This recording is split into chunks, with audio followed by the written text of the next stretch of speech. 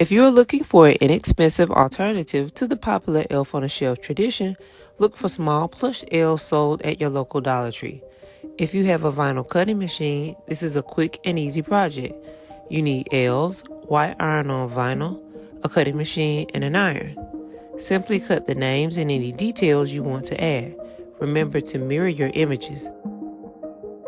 Remove the excess material and carefully iron the details onto the elves. Press firmly and peel off the clear backing carefully to see if the vinyl has transferred. If not, iron it again for a few seconds.